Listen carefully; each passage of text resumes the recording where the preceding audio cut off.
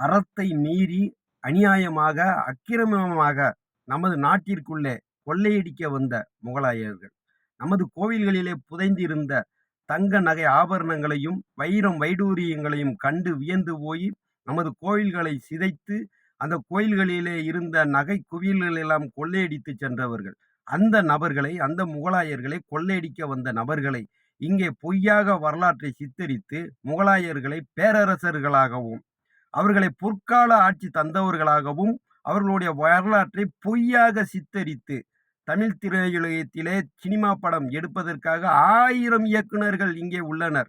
ஆனால் நமது உண்மையான மறைக்கப்பட்ட வரலாற்றை, நமது பண்பாட்டை, பாரம்பரியத்தை, கலாச்சாரத்தை கட்டி காத்த நமது வாழ்வியல் முறை, ஆன்மீகம் சார்ந்த வாழ்வியல் முறை, அதையும் அதை காக்க போராடி உயிர் நீத்த நமது எண்ணற்ற முன்னோர்களினுடைய உயிர் தியாகத்தையும் தைரியமாக சினிமா வாயிலாக திரைப்படமாக எடுத்து வெளியில் விட்ட மோகன்ஜிக்கு எனது மனமார்ந்த வாழ்த்துக்கள். தமிழ் திரையுலகம் பெரியாரிஸ்ட்வாதிகளாலும் கம்யூனிச சித்தாந்தவாதிகளாகவும் சிதைக்கப்பட்டு, இந்த சினிமா உலகம் முன்னாடி பழைய படங்களை ரிலீஸ் செய்து கொண்டு கேவலப்பட்டு நிற்கின்றது. இங்கே வலதுசாரி சிந்தனைகளை, அதாவது உண்மையான வரலாற்றை வெளியிலே கொண்டு வருவதற்கு இங்கே இயக்குனர்களும் இல்லை. அந்த இயக்குனர்களுக்கு உதவி செய்வதற்கு இங்கே எந்த தயாரிப்பாளர்களும் இல்லை. ஏனென்றால் இந்த தமிழ் சினிமா திரையுலகம் மிஷினரி கையிலே சிக்கி சின்னாபின்னமாகி கொண்டிருக்கிறது என்பதற்கு சமீப காலமாக வரக்கூடிய திரைப்படங்களிலே நாம் காணலாம்.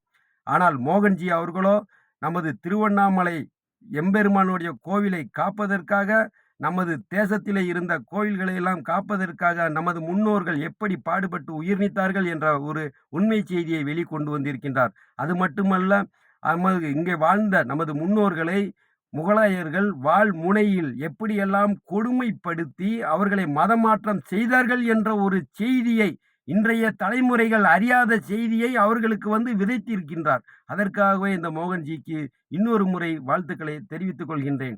இன்றைய இளம் தலைமுறை 700 ஆண்டுகளுக்கு முன்னாடி இந்த பாரத தேசத்திலே என்ன நடந்தது என்பது அறியாத வண்ணமாகத்தான் இருந்தார்கள்.